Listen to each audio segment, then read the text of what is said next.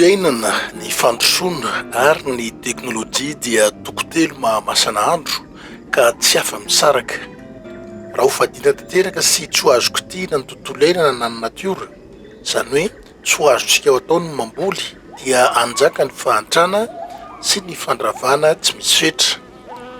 Misy valan-javaboary mahantra tsy manana haniko-hanina daholo ny olona ao aminy satria arovana fotsiny fa tsy mitondra soa ny mponina manodidina azy.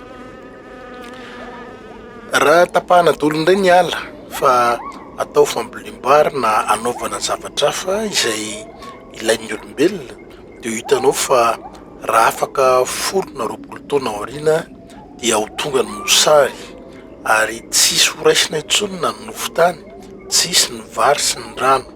Dikan'izay tsy maintsy fehezina ny siansa sy ny teknôlôjia, izany dia enti mitrandraka ny tontolo iainana mba hitondra fandrosoana. Izany no nahatonga ny école Botcho sy ny lycée Henri Charles nitarika sady ireo ankizy mpianatra ao aminy dieny mbola kely hanango-pahalalana amin'ny tontolo iainana sy ny fandrosoana ary ny fifehezana ny siansa raha ny hetsika ataon'izy ireo amin'izao fotoana izao. Tamin'ity taona ity izahay dia mikarakara izao lanonana izao miompana indrindrindrindra amin'ny resaka siansa ka miezaka izay hitarika an'ireo ankizy ireo hankafy ny siansa ary hankafy ireo asa izay ho ataondry zareo aoriana.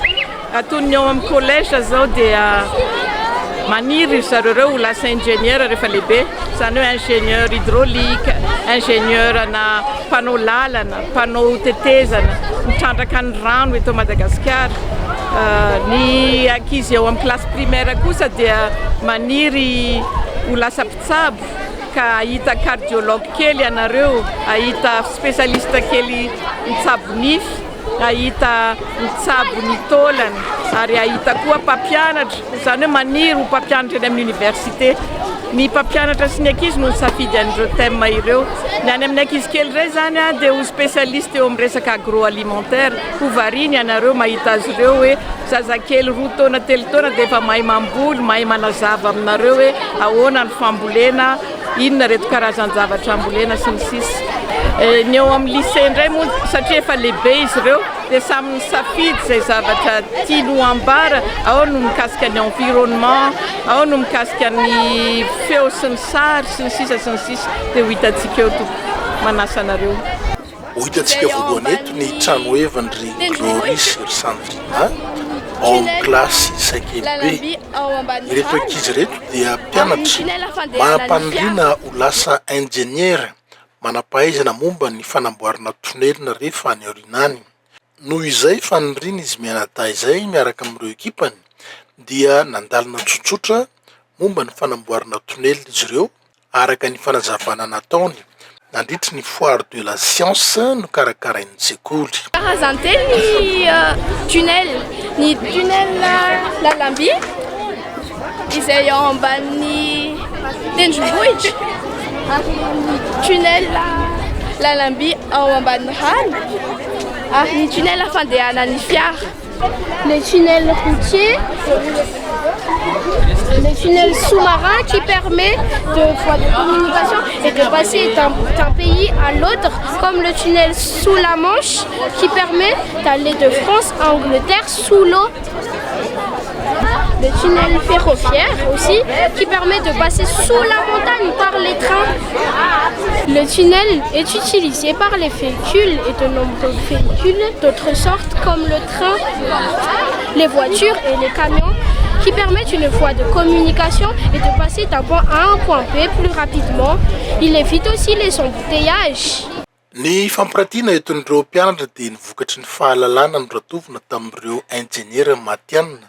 Izay ny fanazavany Rabetsifera Miezalina, mpandrindra asan'ny sekoly ary tantsoroka ara teknika ireto mpianatra madinika ireto tamin'ny fampalalana momba ny tonelina. Ye arak'izao hitantsika zao dia ny tunnel any alohan'ny natao mity klasy 5e2 ito mianatra zareo mahakasika hoe ahoana ny fomba fandavahana tunnel izay hitantsika amin'ny andavanandro dia ilainy zany amin'ny fiainana andavanandro satria anomanany zareo no avy-ndratra izay dia mahay zareo zao inavy natao ilaina ny fianarana zavatra toy izao mba ahafahantsika manaja ny tontolo iainana sy mifehy ihany koa ny teknôlôjia dia amin'izay hoe ingéniera zay mba ho tonga ingéniera ny olona rehetra mifehy ny teknôlôjia sy ny zavatra misy hiarovantsika ihany koa ny tontolo iainana.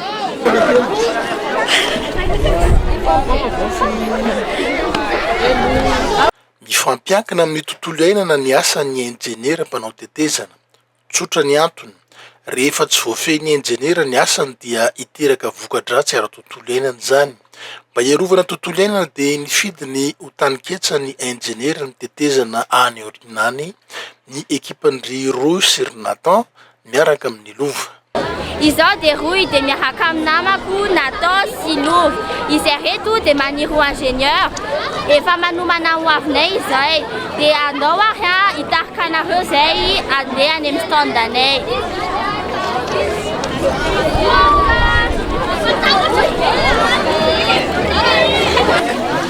Tsy izao misy tetezana iray atoronay anareo. Ity dia ny tetezana Kamo. Hitantsika amin'ny lalan'ny Antananarivo Mahajanga. Malavanty dia 265 mètres. Ity kosa misy ny Golden Gate Bridge. Ity dia pont suspendu. Hitantsika amin'ny Americane San Francisco.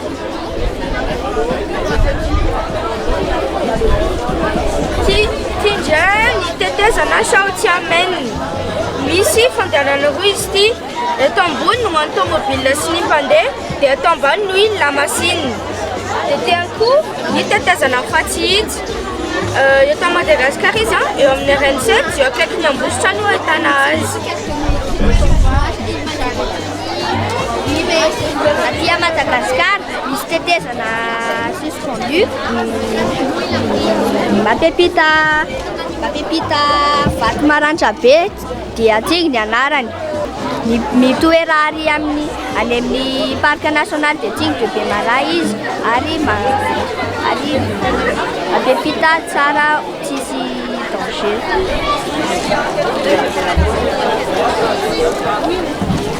Via pont Robanet, viaduc de Milo. Namboarina tamin'ny 2001 izy ary vita tamin'ny 2004. Traversé an'ny Fosse du Larzac izy. Michel Villecheux no nanamboatra anazy miaraka amin'ny l'architecte Laurent Gauche.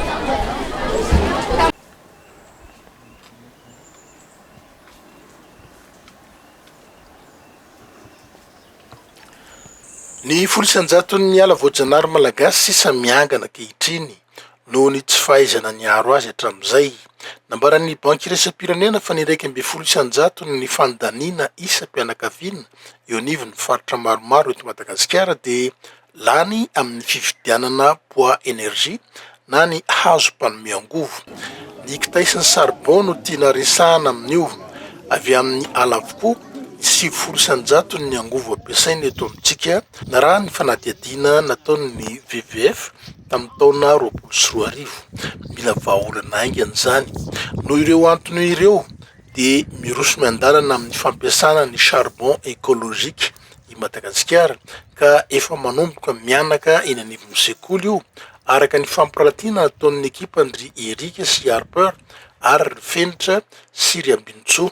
Ny fitariana ny olona tsikelikely amin'ny fampiasana fécule de manioc afangaro amin'ny vovo-charbon no vahaolana asehon'izy ireo ka manome ny atao hoe charbon écologique izay heverina fa tokony ho ampiasain'ny rehetra raha hisoroka izany fanapotehana ny ala eto Madagasikara izany. Ity zany ny stand charbon écologique anay. Hitantsika eto zany fa misy karazana charbon écologique samihafa. Misy ny charbon écologique vita ao anaty izay atao hoe usine sy ny charbon écologique vita tanana nataonay mpianatra ireto. ty charbon écologique ty zany arak'izay nylasaiko vao teo fa charbon namboarina an'olo ty charbon classique ity. Ny charbon classique manapaka sy be da be dia mba tsy hanapahana an'izay azay dia noforonina zany le charbon écologique. Ito ny charbon écologique vao vitanay vao teo. Ny fanaovana an'io dia tsotra, maka vilany dia anatin'io vilany io asiana kapoakana rano 7, avy eo asiana izay atao hoe fécule de manioc sachet iray dia afangaro mba tonga lakôly.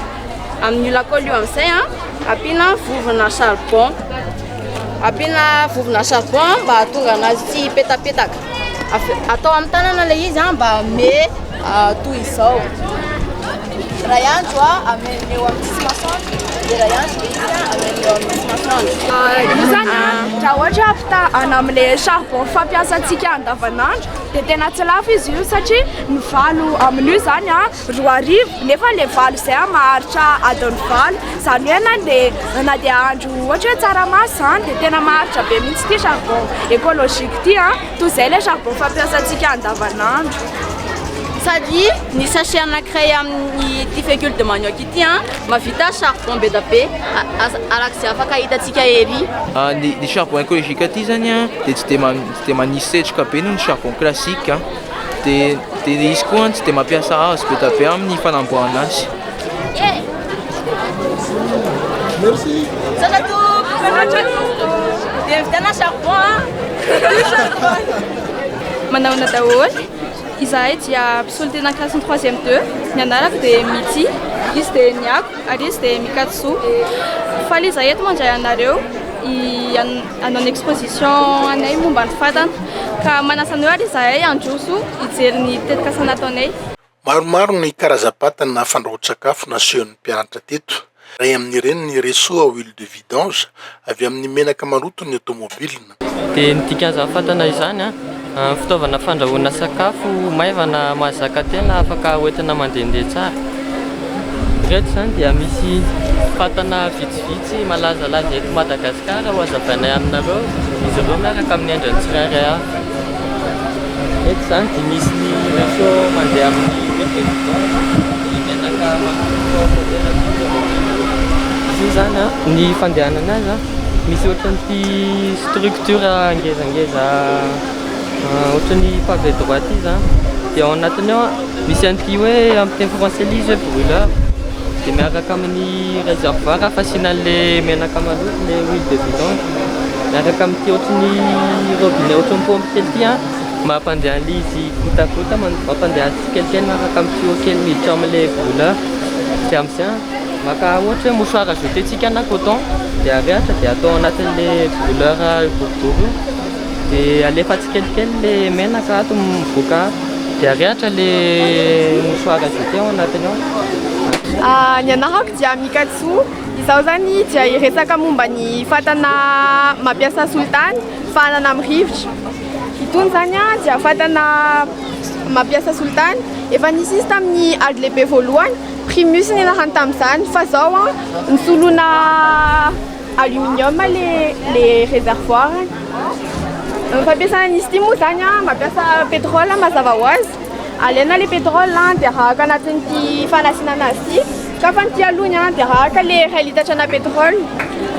Vita zay dia alaina amin'izay ny famanana rivotra. Atao eto amin'ilay valve zany le izy. Dia hoe dia pompina foana le izy dia rehefa manohatra le pompy izay vao ajanona amin'izay hoe ampy zany le rivotra dia miakatra le solitany.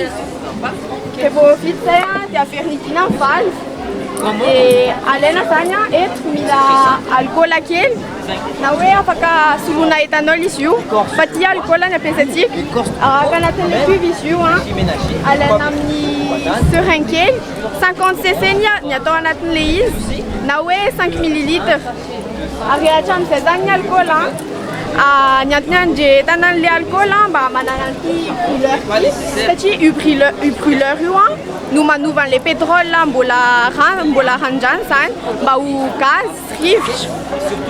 Rehefa vita zay alaina amin'izay chalumeau na ohatra hoe fandretana azy fotsiny dia arehatra amin'izay izy satria avy-sokafana le vanina atao hinato le vanina sokafana izy io mivoaka amin'izay le gazana pétrole ka ity dia fikarohana nataonay manokana izay classe 3e 2 ka namboarina taty ampianarana ny fampiasana aminazy da charbon ny ampiasaina dia ato no dorana izy io ka raha azo tokoa nakitay dia ato no mandeha ity fatana ity dia somary mavesabesatra ka tsy afaka hoentina mandehandeha fa noho izany dia azo ampiasaina isan'andro tokoa izy io.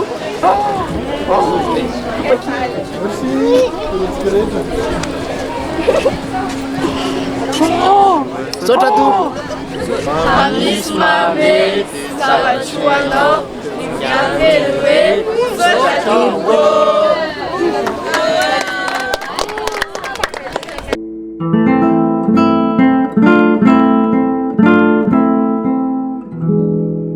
Manona topo, nianarako dia Messi. Dia nianarako koa Maliny.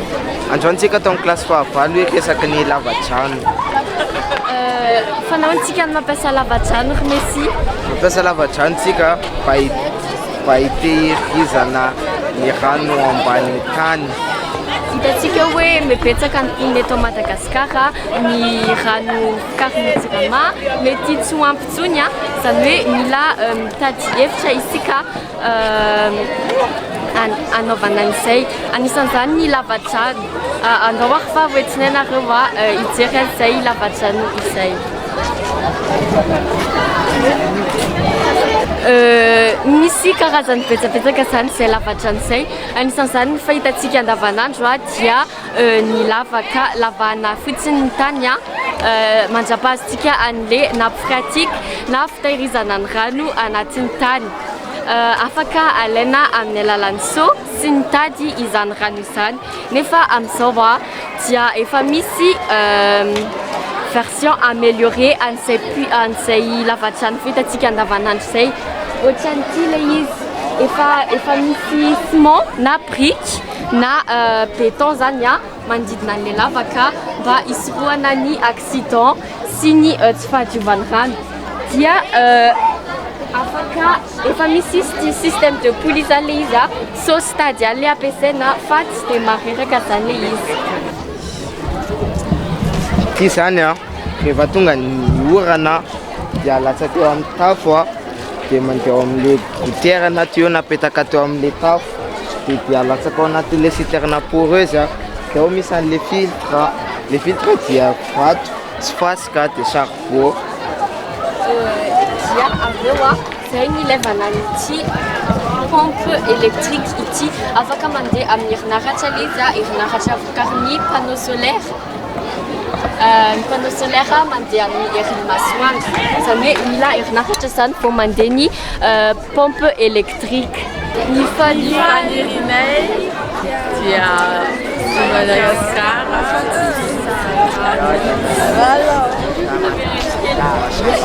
Merci.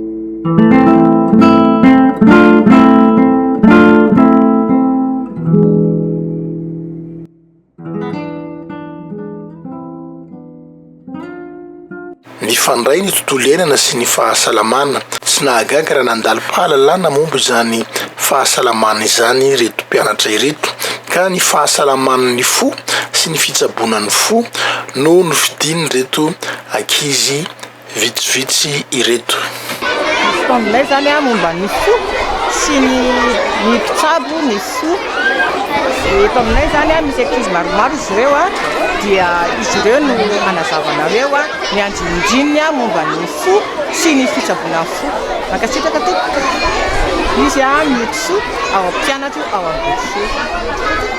Manahoana aty izay resaka ny fo sy ny mpitsabon'ny fo. Voalohany indrindra iresaka ny zavatra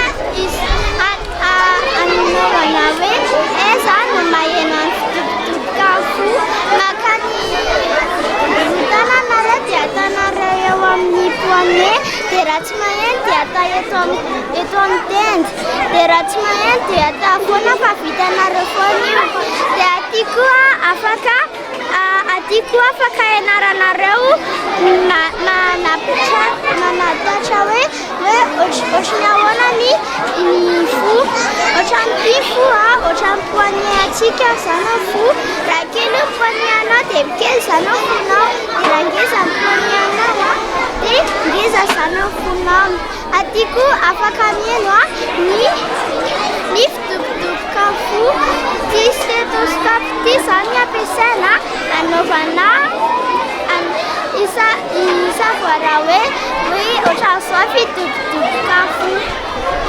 Dia aty koa misy fo ana biby maromaro misy fo ana kisoa misy fo ana olona dia misy ana zebi fo ana biby reny hoan'ny biby. Dia iresaka ny mpitsabo amin'ny fo zao ny mpitsabo amin'ny fo dia ny mpitsabo ny fo izy dia mba ahafantarana hoe marary fo sa tsy marary. Dia aty koa misy zavatra hoan'ny mpitsabo ny fo ampiasaina hoe toy ny ilaina misy stetoscope ampiasaina hoan'ny dobodoboka fo. Misy tensiomètre isavoara hoe inona ny tensionnareo dia misy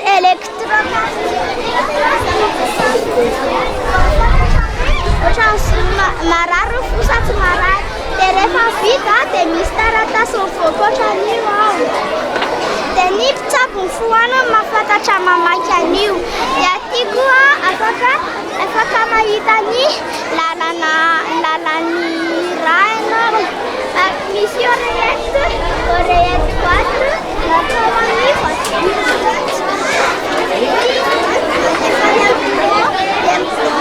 manome oxygène dia rehefa avovoaka fao izy dia lasa raha mpanankarena dia avy midiny zareo dia tafiditra amin'ny oreillette gauche dia avy eo midina dia makao ventricule gauche dia avy eo mandefa any amin'ny organisme rehetrarehetra izy inanany organisme dia iny makany amin'ny fo miverina makany amin'ny fo amin'izay miverina ohatran'izao izy. Dia aty koa ahafantarana hoe zao ny ilaina anaovana ny fo tsy marary. Voankazo dia légume tsy dia mihinana sucre tsy dia mihinana siramamy tsy dia mihinana sel be foana dia tsy dia mihinana choka. Aty koa fantatrareo hoe ny fo manana 4 partie misy ny oreillette anankiroa dia ventricule roa. Dia hitenanareo ny zavatra ahafantarana hoe marary fo sa tsy marary. Raha ohatra hoe manana marary ianao atao amin'ny poitrine, raha marary ianao atao amin'ny lamosiny, dia raha marary ianao atao amin'ny mâchoire, dia raha marary atao amin'ny bras gauche. Raha manana palpitation dia fantatry ny palpitation dikany hoe ny fo midobodoboka aingana be nefa tsy nanao zavatra tsy mihazakazaka ary mampahena an'izany makakondronareo dia épluchenareo dia avy eo tapatapahanareo boribory dia ataonareo ato anaty vera dia avy eo ampianareo rano dia rehefa maraina dia sotroinareo ilay rano fa tsy ilay akondrony hohaninareo. Dia raha ohatra koa manana essoufflement inhabituel nareo dia saotra betsaka tamin'ny visite dia au revoir.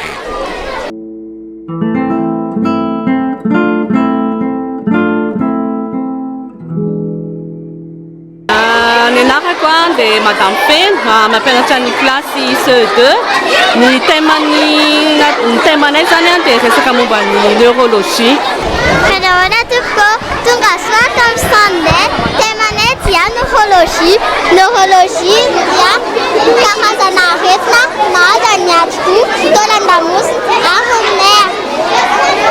Dia zao no karazana aretina Alzheimer, Parkinson, épilepsie sy AVC. Ireto no fitaovana izany: marteau à réflexe, diapason, lampe de poche, aiguille coton, apaise langue, tube d'eau chaude ou froide, IRM et scanner, la roue de Wartenberg. Céréales complètes, des flocons d'avoine, mais un fruits de dragon, des graines de chia, des noix de cajou, des huile d'olive, des yaourt, des sardines, des brocoli, des chou-fleur. Des narasani, des sarpides.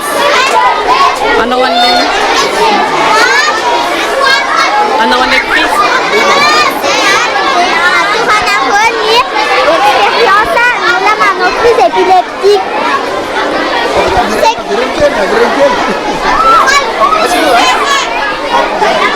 Ça c'est tourner en arrière, ni nulla crise épileptique.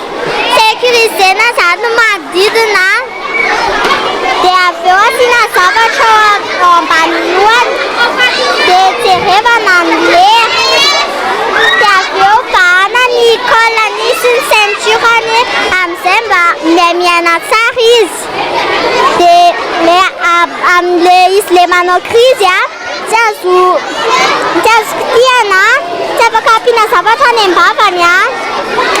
Après, anis manuel l'église, des tourner dans une position latérale de sécurité pour faciliter les voies respiratoires.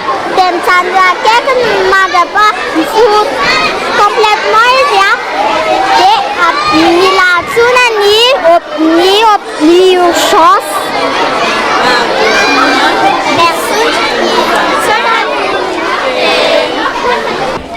Zao rehetra asehonay aminareo izao dia fitaritana amin'ny mpianatra hifeno tontolo iainana hampandroso ny firenena ary indrindrindrindra ankafy satria ny olona mankafy ny olona passionné dia tia fikarohana ary tafita foana eo amin'ny fiainany tia tanindrazana koa.